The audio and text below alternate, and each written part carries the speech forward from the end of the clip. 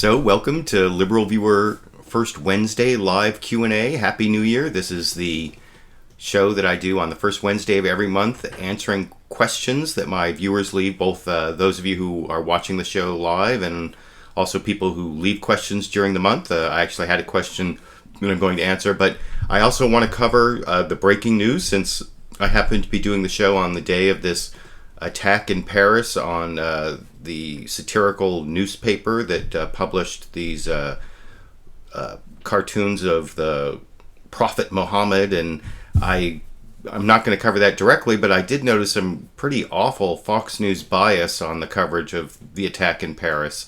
The first thing I want to show is some quote mining. Just within a few hours of the attack, they were already trying to find ways to blame President Obama for this, for being too weak on Islamic fundamentalism, or not calling it terrorism fast enough. And here is quote mining. You can see this is Fox News contributor Andrea Tantaros, but you can see she's not alone, because her quote is identified also by Fox News anchor Shannon Bream. This quote from something President Obama said to the UN General Assembly back in September 2012, and then I'll show you the actual quote and why it's total quote mining and Fox News bias after you watch the clip yourself here. Shannon, I wanted to read this quote. In 2012, President Obama, after the attacks on Benghazi, said this: "The future must not belong to those who slander the Prophet of Islam." It's similar to the White House's response to the Ferguson attacks, right? Wave your hand at the police, but not the wrongdoers. This is not a White House that has embraced free speech. I mean, they've targeted our own James Rosen. So to see Josh Earnest step up today and say, we believe in free speech, bit disingenuous. Well, and that quote, I think, from the president was given at the UN. So That's he right. was speaking out to the entire world, saying, you know, it can't be about the people who would challenge these stereotypes, who would make up these cartoons and do those kinds of things. And there is a lot of criticism coming at the administration from the Hill already today.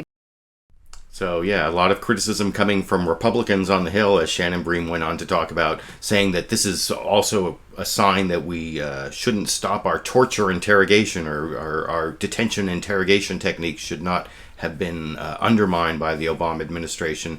But you notice Andrea Tantaros there gave this quote from the UN General Assembly and said it's disingenuous for President Obama to be talking about free speech now, when back then he was saying that the future doesn't belong to those who slander the Prophet Muhammad. Well, first, even just the specific context of that quote is a little bit different from what Andrea Tantaros read. Here's what President Obama said back to the General Assembly in September 2012. The future must not belong to those who slander the Prophet of Islam. But to be credible, those who condemn that slander must also condemn the hate we see in the images of Jesus Christ that are desecrated, or churches that are destroyed, or the Holocaust that is denied.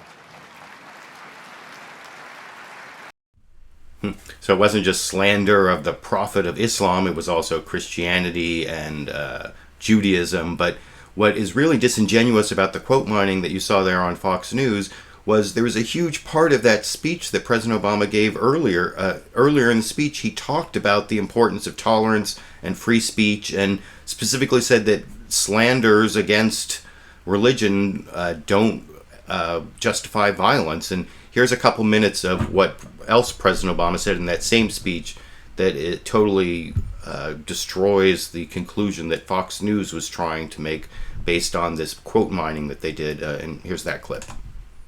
Here in the United States, countless publications provoke offense. Like me, the majority of Americans are Christian, and yet we do not ban blasphemy against our most sacred beliefs. As president of our country and commander-in-chief of our military, I accept that people are going to call me awful things every day. And I will always defend their right to do so.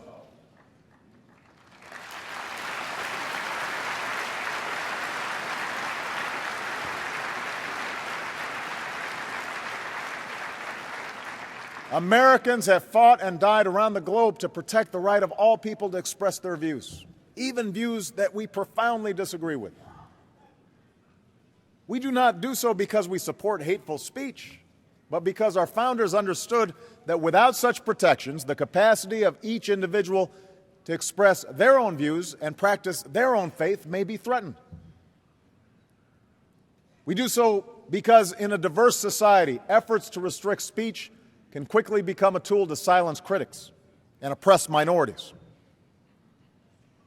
We do so because, given the power of faith in our lives and the passion that religious differences can inflame, the strongest weapon against hateful speech is not repression, it is more speech. The voices of tolerance that rally against bigotry and blasphemy and lift up the values of understanding and mutual respect.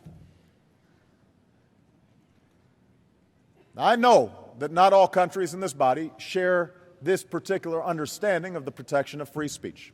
We recognize that.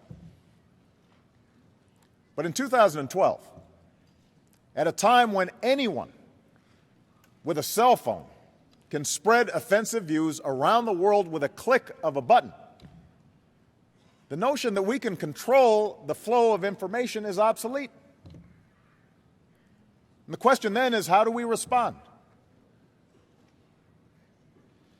And on this, we must agree. There is no speech that justifies mindless violence.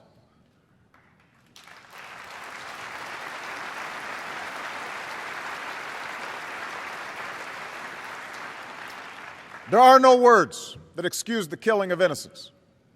There's no video that justifies an attack on an embassy. There's no slander that provides an excuse for people to burn a restaurant in Lebanon or destroy a school in Tunis or cause death and destruction in Pakistan.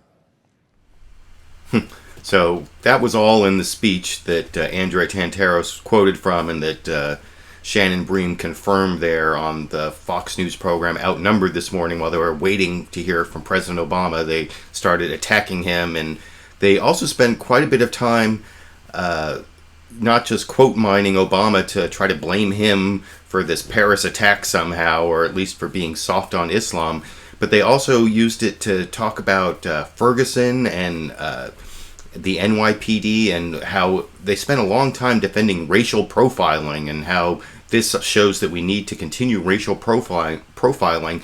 And one of the most egregious comments came from Fox News anchor Shannon Bream, who I recently noticed has me blocked on Twitter for, I don't know why, because it's not like I've ever done anything harassing to her, but apparently she doesn't want to look at my tweets that criticize her news reporting or her news anchoring or whatever her job is supposed to be. But here is Shannon Bream pretty much being racist. I don't know how you can qualify this other than just maybe it's inadvertent racism, but poor word choice.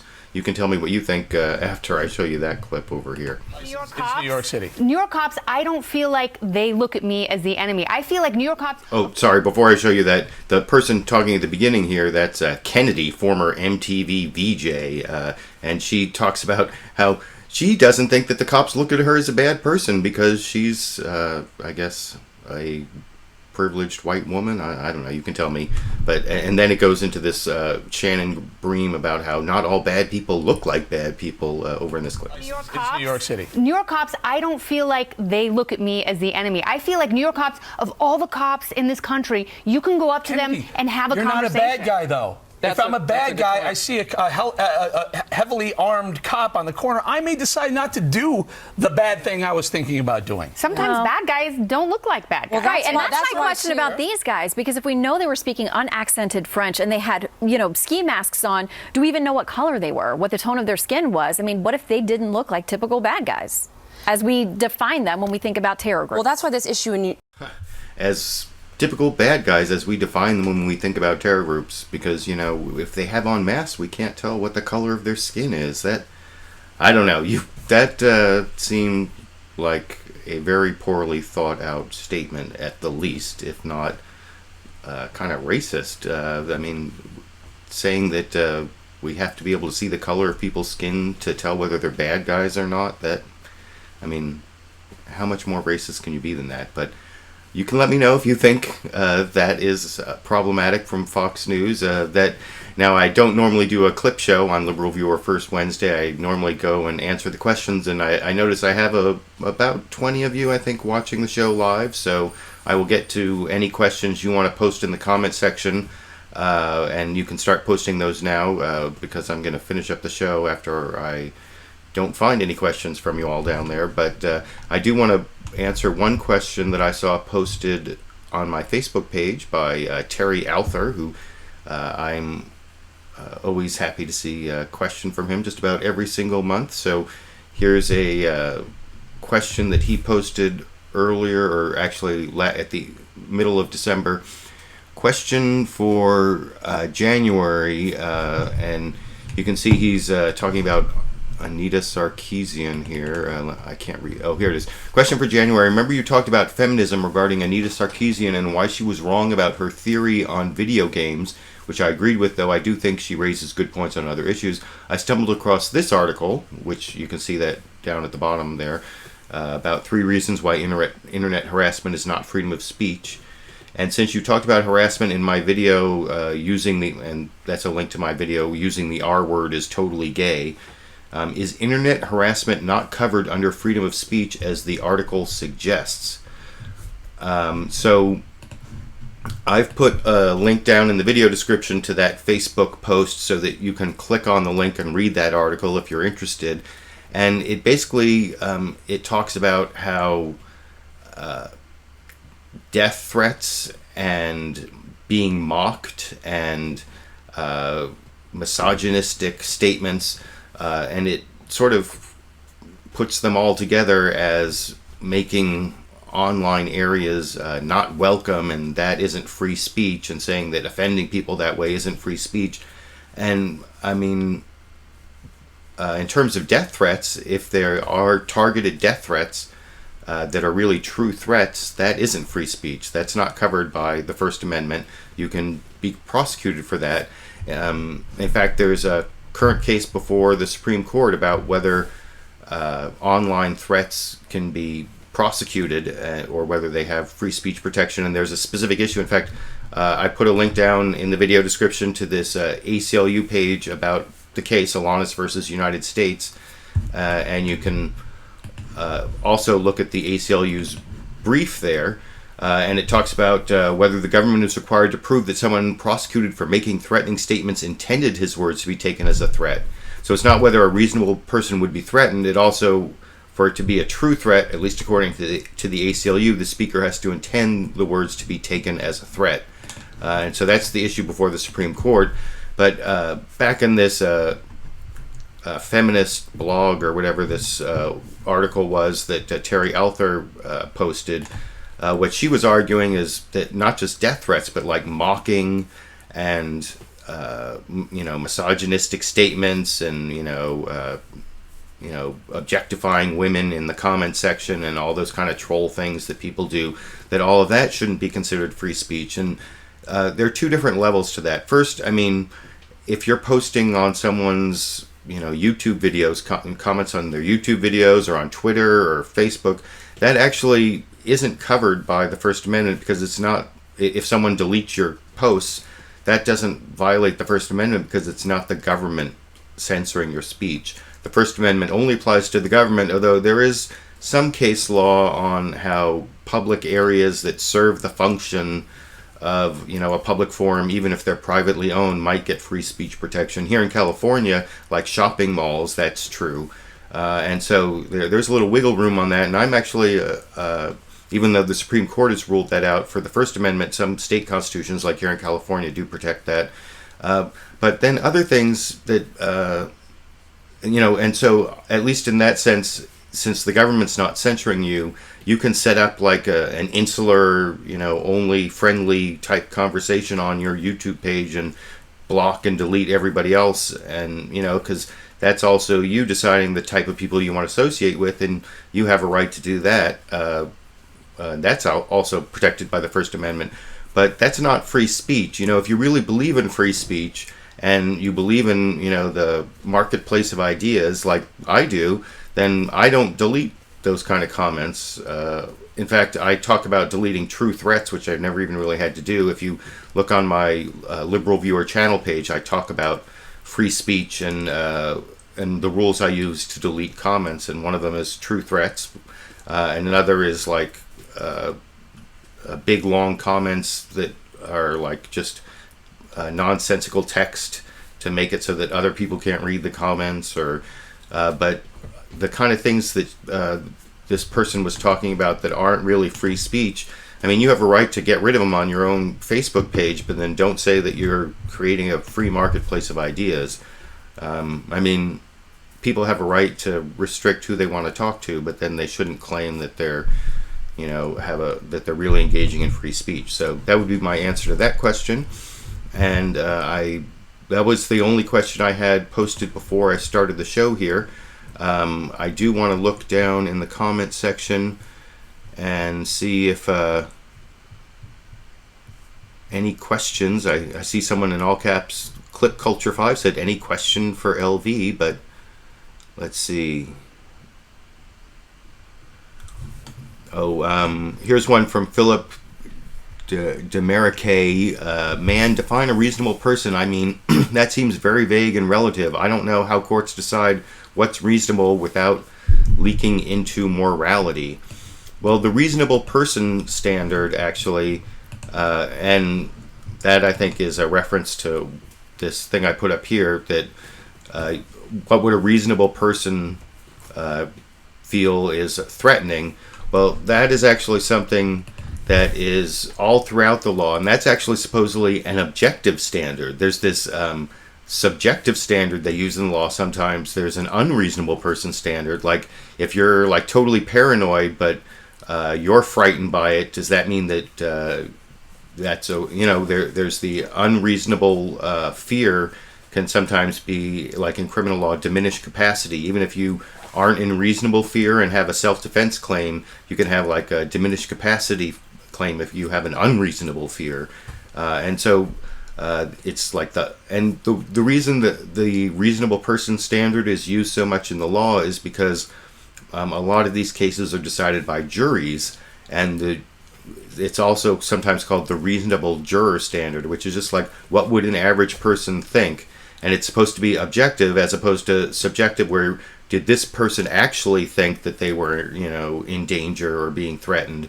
That doesn't really matter, because the person could be unreasonable. If the person unreasonably believed they were being threatened, then it doesn't meet this objective reasonable person standard. So that's actually something that's all throughout the law, and it's really based on the reasonable juror. It's like the jurors are supposed to, amongst all of themselves, decide, like, do they all reasonably believe someone would be threatened? It's basically a jury question, and judges sometimes will decide it too. But anyway, I hope that answers that question, and let me look through here real quick.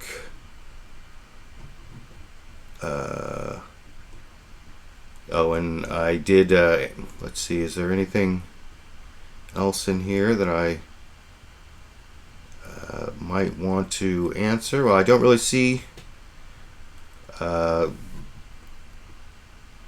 see everyone's pointing to Real Phillips' question, and I think that's the one I just answered. I hope it is. The way the stupid thing is set up, the comments, the only place I can read them is really difficult for me to see who's asking what when.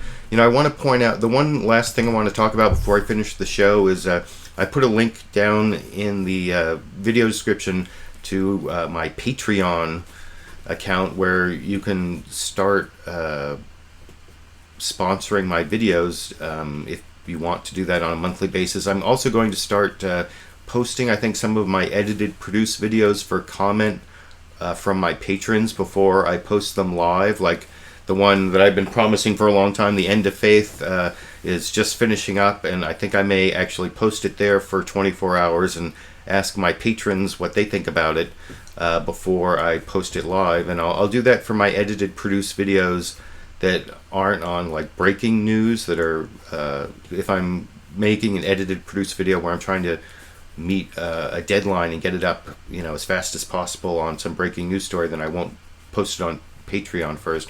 But for videos I've been working on forever, like this one on the Sam Harris quote on from the End of Faith and whether he was Islamophobic or not. That one I think I'm going to post on Patreon and get comments from my patrons. So if you want to sign up there, I'm trying to make up for a big drop in revenue from YouTube again just in the last couple weeks. I think about 2/3 of it went away, even though my views remain about the same. And I'd really like to keep doing this through 2016, but it's difficult for me to devote so much time to it without having at least a minimum wage for the work I put into it or something like that. I don't know. I'm kind of having an existential crisis on that, as to whether I should keep making videos, whether even if I'm not really getting anything out of the monetization. Some of them, like the LiberalViewer Sunday live clip roundup ones, I actually really like doing that. This Wednesday one, not so much, because I don't like talking just myself for so long, which isn't so bad today because I had those clips and I got a couple questions. Before I finish up the show, I'll look down there. I see one from Charlie Dog 2. Does LV support wolfpac.com? Wolfpac. Well, I've talked about that many, many times on the show, that I have problems with this.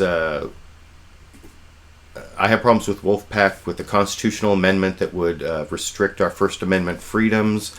And I can even, if you're watching this as a recorded show, I'll put a link down in the video description to a previous LiberalViewer Wednesday where I definitely answered that question, and I have several videos on my views on campaign finance and how we do need to get money out of politics, or the extreme influence of money in politics, but I think we need to do it more through public financing of campaigns and through disclosure laws, so that you really know who is funding who, and also stricter enforcement of the requirement that independent expenditures really end up being independent, so that because everyone knows which super PACs are actually associated with which candidate now. So you can give like $1 million to Obama or whatever by giving it to the super PAC that even has like some staffers who used to work for the candidate, and it's really, even though it's not legally coordinated, they aren't really independent expenditures. So if they really enforce the independent expenditures, really disclose the donors, and had public financing of campaigns, then I think we could do a lot to fight this problem of the influence of money on our politicians, rather than amending the First Amendment, which I have never seen any text of amendments to the First Amendment that I think are going to be helpful to our democracy and our liberal democracy, which means we want to protect those civil liberties and free speech, which is kind of the theme of this LiberalViewer First Wednesday live Q&A, I guess. And anyway, I appreciate all of you who showed up for the Wednesday show. I think I got up to about 30 people, which is more than usual. Peaked at 31, and you're all here. So thanks for joining me, like I said. And if you want me to keep making these videos through the 2016 election, then you can help me make up for the lost YouTube revenue by joining me on Patreon or going to my channel page. And there's a link there to support LiberalViewer if you live in I think it's Japan, Australia, Mexico, and the United States, but that's it. And I can't even put a link to that up here and here, but I will be making that video I've been promising for so long, the Sam Harris defamed as Islamophobic by Glenn Greenwald and Reza Eslan video, based on this quote from the book The End of Faith. That should hopefully be up any time now, but like I said, I'll post it over on Patreon first and get comments, and I'll be seeing you on Sunday for LiberalViewer Sunday live clip roundup at 6:30 p.m. Pacific. There'll be some Bill Maher clips from Real Time with Bill Maher, which is coming back this Friday, and so hopefully that will put an interesting spin on this whole Paris attack. I'm sure Bill Maher will have some things to say about that, and so will I, and I guess I'll be seeing you all around the internet.